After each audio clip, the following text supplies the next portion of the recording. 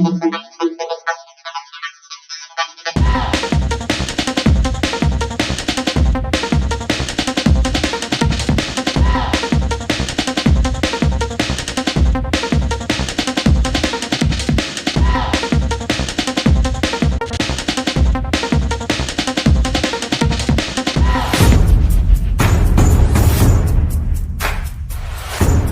बहुत स्वागत है आपका हमारे चैनल में। सबसे पहले हमारे दर्शकों को अपना परिचय दीजिए। सबसे पहले तो मैं सभी भाइयों को नमस्कार। मेरा नाम अर्जुन सिंह है। ये गांव मेरा झबीरण है, जिला हरिद्वार मंगलोर के पास में पड़ता है। अच्छा सर, हमें आप ये बताइए, आपके दिमाग में ये पिग फार्म खोलने का आइडिया कैसे आया, इसके बारे में बात करते हैं पहले सबसे। सर मैं इंटर करने के बाद लॉ में एडमिशन लिया, तो मेरी 5 साल की BLLB थी। मैं 3 साल पूरे बिता दिए उसमें जी। उसके बाद मैंने सोचा यार इसके बाद में जाऊंगा, फिर 2 साल के बाद किसी वकील के पास बैठ के फिर तैयारी करूंगा, प्रैक्टिस करूंगा। जी। तो प्रैक्टिस से अच्छा कोई अपना काम कर लिया जाए, इतना पार्ट टाइम अपना कहीं और टाइम दूंगा अपना जी। तो मैंने सोचा कि यार क्या करूं, तो मैं सोचा यार दिमाग में तो बहुत पहले से थी पिग फार्मिंग करनी है, तो मैं लग गया इसमें। घर वालों ने बड़ी मना की इस बात को लेके, नाराज भी रहे काफी दिन तक। पिताजी कहने लगे तेरे रिश्ते ना आवेंगे। मैंने कहा कोई दिक्कत नहीं है पिताजी, मुझे रिश्तों से कोई वो नहीं है। तो जी मैं सहज इस काम में इतना ज्यादा घुस गया कि मैं पढ़ाई अपनी 1 साल की ड्रॉप कर दी। अच्छा। तो इसमें लग गया मैं, अपना काम किया जी। काम करने के बाद मैं स्ट्रक्चर तैयार किया। स्ट्रक्चर तक का पैसा मेरे पास था, तो फिर मैं हमारे घर में 2 लाइसेंस है, 2 लाइसेंस से मैंने जॉब की। अच्छा।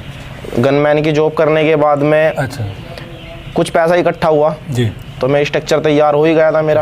तो सरकारी माल से जो है मैंने पूरा जितना पैसा था पैकअप था जी, पूरा लगा दिया उसमें जी। पूरा लगाने के बाद में जो है मैंने देखा यार इसमें तो पूरा ना पटेगा, तो कुछ बड़े भाई है हमारे, वो सरकारी जॉब पे है उत्तराखंड पुलिस में, तो उन्होंने सारा लगाया। 1.5-2 लाख रुपए उन्होंने दिए मेरे को। अच्छा। तो मैंने कुछ जो है सरकारी फार्म से जहाँ से मैं ट्रेनिंग करके आया था, अच्छा, और वहाँ से सारा पैसा लगा दिया मैंने इसमें अपना। अच्छा। और अभी अच्छी खासी जानकारी है, अच्छा प्रॉफिट भी है। कितना टाइम हो गया इस फार्म को?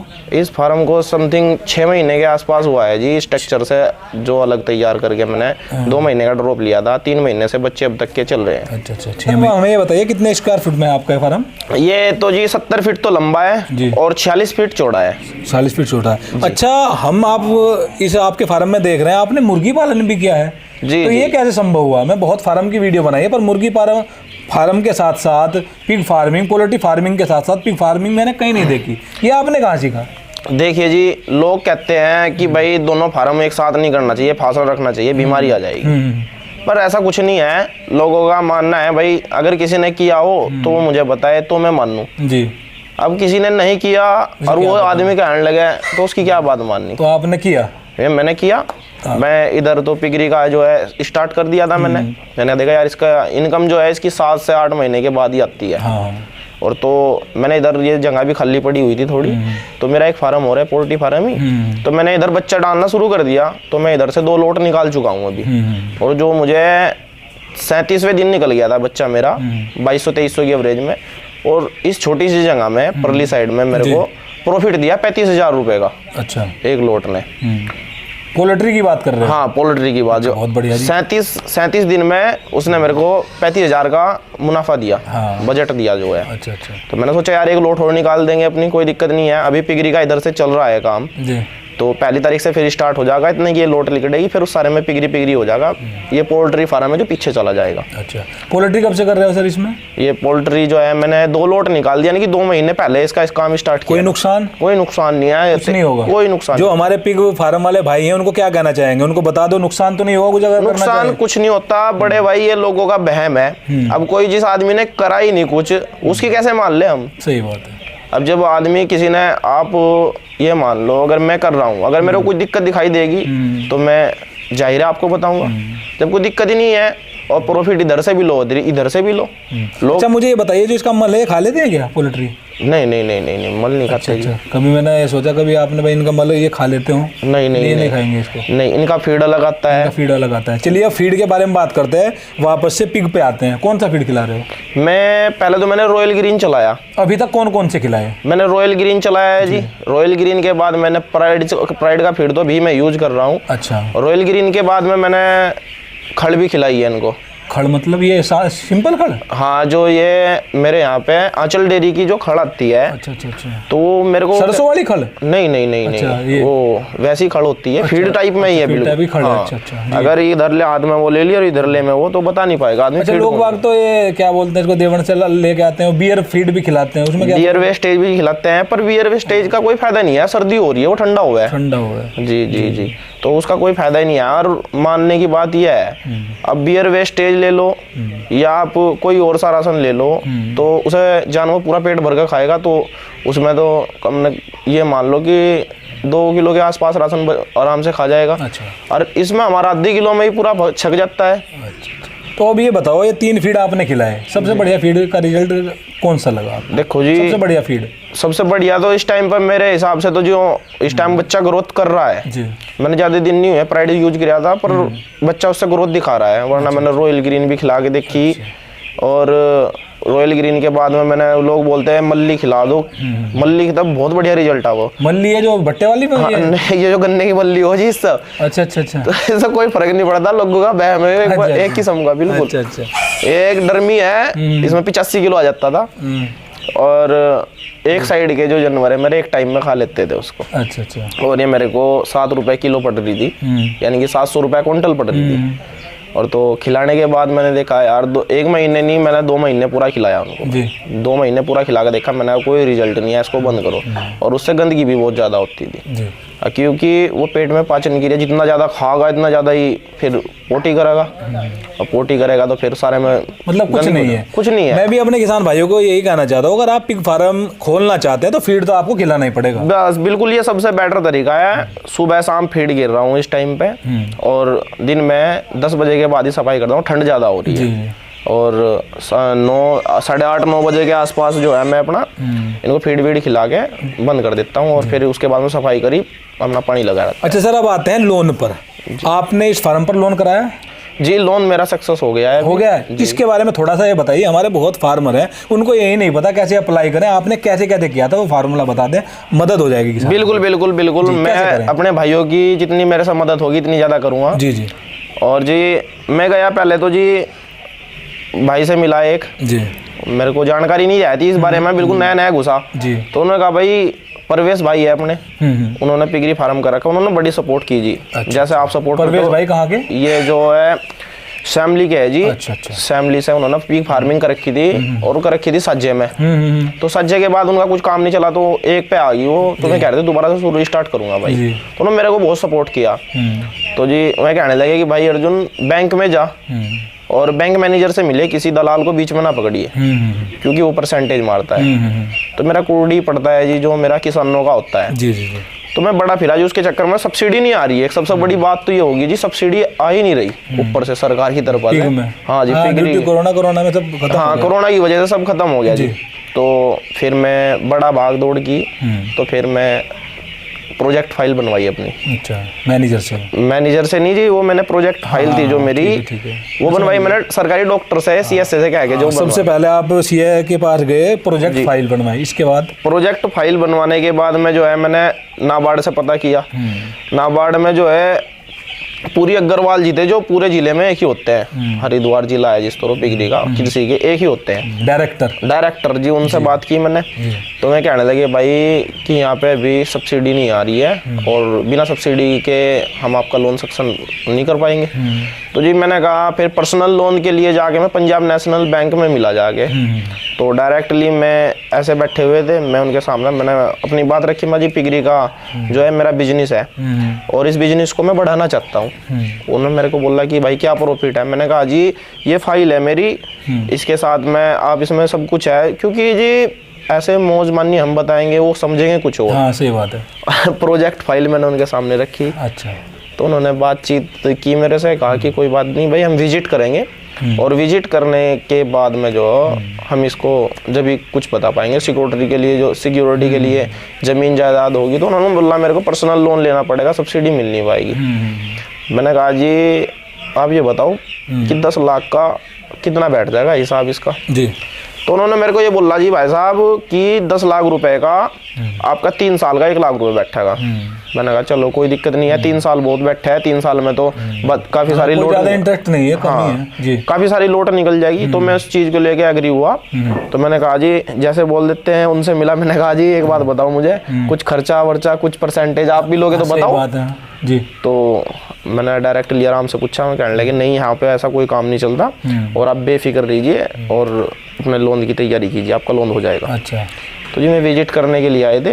अब उन्होंने बोला पीडी डिपार्टमेंट से? हाँ नहीं, पंजाब नेशनल बैंक से डायरेक्ट आए। अच्छा, पीएनबी से? हाँ, फील्ड ऑफिसर आया जी, और जी पीएनबी का जो वो होता है मैनेजर वो आया। तो विकास भाई में आके विजिट करके गए तो उन्होंने लोन सक्सेस कर दिया मेरा। अच्छा। अब मैं 1 तारीख से जो है काम लगाऊंगा और इधर पूरे में कितना लोन मिला?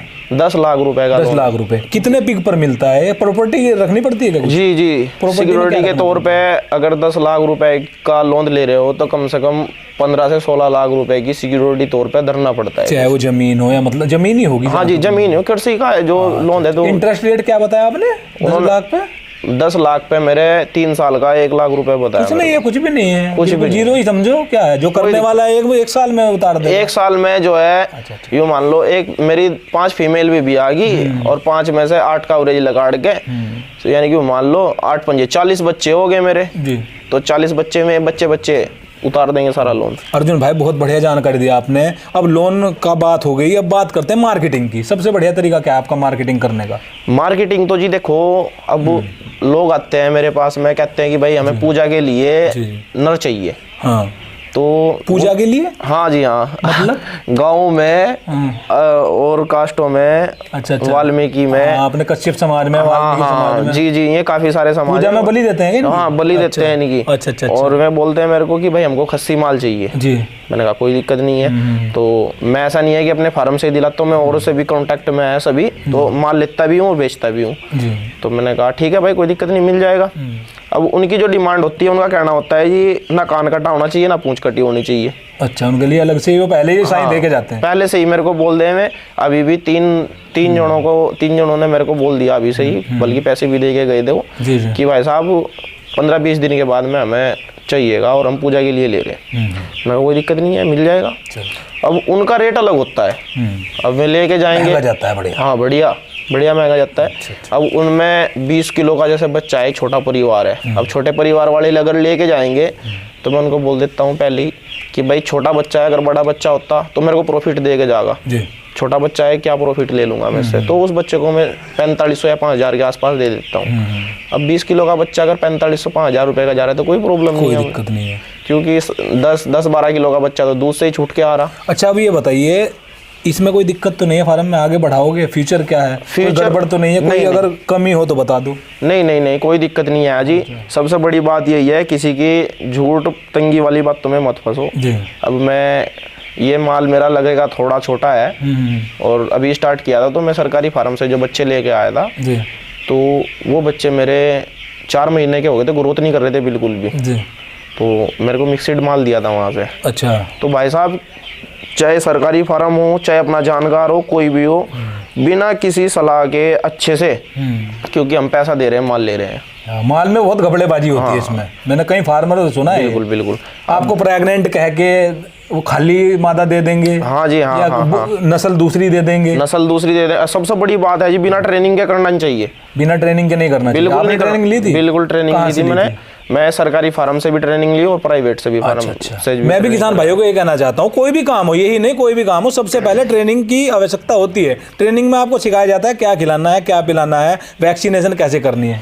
अब भाई साहब एक बात तो बताओ, बिना ट्रेनिंग के अगर आप जाके लेने लगे, माल कहने लगे, माल लेते हैं भाई चलो। अब पिगरी में जाके 3-4 वेराइटी है जो बहुत ज्यादा फुल फाल रही है इस टाइम पे। लैंडरस होगी, लार्ज व्हाइट ऑक्सायर होगी, विडिल माइट होगी, जो मिडिल वाइट का जो ये है कि वो थोड़ी वाइट होती है। लैंडरस के थोड़े कान लंबे होते हैं, झुके होते हैं। और लार्ज व्हाइट ऑक्सायर जो होती है थोड़ी रेड से कलर में होती है और लंबी अच्छी खासी नस्ल होती है। ये नहीं है कि लैंडरस, मैं जब सरकारी फार्म से लेकर आया जी, काफी ऊंचे सूट थे, मैं देख के प्रभावित हो गया उन्हें। मैंने कहा यार ये तो ब्रीडिंग स्टॉक के लिए बहुत अच्छे रहेंगे, तो ले लेता हूँ इन्हें। तो ऐसा कुछ नहीं हुआ, बच्चा मेरे को निकालना पड़ा। अच्छा, तो मैंने अंत में हमारे पिग फार्मर को क्या सलाह देना चाहेंगे? मैं अपने सभी फार्मर भाइयों से यही कहना चाहूँगा कि भाई बिना ट्रेनिंग के, बिना किसी अनुभव के कोई काम ना करो। अब आपको नए नए जा रहे हो, बिना ट्रेनिंग करे, तो लार्ज वाइट ऑक्साइड लेने जा रहे हो, मिडिल वाइट मिलेगी, और मिडिल वाइट लेने जा रहे हो तो लार्ज वाइट ऑक्साइड आपको लगा दी जी। अब मिक्सर माल बहुत ज़्यादा होता है, लार्ज वाइट ऑक्साइड का मिडिल वाइट पे चढ़ा दिया और मिडिल वाइट का लैंडरस पे चढ़ा दिया, तो कहीं ना कहीं ठगी का शिकार हो जाता है। ठगी का शिकार हो जाता है, बिल्कुल बिल्कुल बिल्कुल जी। इस चीज़ का बहुत ज़्यादा ध्यान रखें और किसी भी दलाल के चक्कर में ना पड़े। और सबसे पहले अगर आप बच्चे लेने जा रहे हैं, रेट का सबसे बढ़िया तरीका यही है कि भाई किसी को बीच में ना रखो, डायरेक्ट आप बात करो जाके। अच्छा अर्जुन भाई, हमें ये और बताइए, आपने ये पोल्ट्री फार्म किया है, पिग फार्म के साथ और कौन कौन सी मिक्स फार्मिंग कर सकते हैं, ये आपको पता होगा जब आपने पोल्ट्री फार्म किया? बिल्कुल जी बिल्कुल। इसमें तो फिश का भी बहुत बढ़िया मटेरियल, बहुत अच्छा है। हाँ हाँ, आप यहाँ से रोजाना ऐसा कोई दिन नहीं जाता जिस दिन आप सफाई ना करो अपने फार्म पे। रोज सफाई करोगे। और जो बहुत से मेरे फार्मर भाइयों को ये नहीं पता होता, वो कर लेते हैं चलो भाई साथ साथ में मटेरियल जो है हमारा निकल रहा है, अब फिश का भी डाल देते हैं पीछे। क्या करना हो, गड्ढा खुदवाया और भाई फिश डाल दी, और उसमें बड़ा नुकसान उठाना पड़ता है क्योंकि इनका जो मूत्र होता है, इनका मूत्र बहुत खतरनाक हो है इन पिग का। हाँ जी। अब बहुत से आदमी क्या करते हैं, सुबह ही देखा हाँ भाई मछली भी भुक्की पड़ी है, ठाया पानी मार दिया सारे पे, और तो वो सबसे गलत है। मेरा मानना है भाई छोटा गड्ढा कर लो, एक गड्ढा मूत्र का अलग से कर लो। अब जहाँ हम फीड डाल ले वो जगह अलग होती है खाने में, और जहाँ ये लैट्रिन पेशाब करते हैं वो जगह अलग होती है। अच्छा। क्योंकि समझदार जानवर होता है, एक जगह जहाँ खाता है वहाँ लैट्रिन नहीं करता। अच्छा अर्जुन भाई, मुझे आपने बहुत बढ़िया जानकारी। किसान भाइयों, वीडियो आपको कैसी लगी मुझे कमेंट करके जरूर बताएं। फिलहाल की वीडियो में इतना ही। देखने के लिए आपका बहुत बहुत धन्यवाद। बहुत जल्द मिलता हूँ ऐसी किसानों से संबंधित अगली नई जानकारी के साथ। तब तक के लिए आपका दिन शुभ हो। धन्यवाद, शुक्रिया, थैंक यू वीडियो देखने।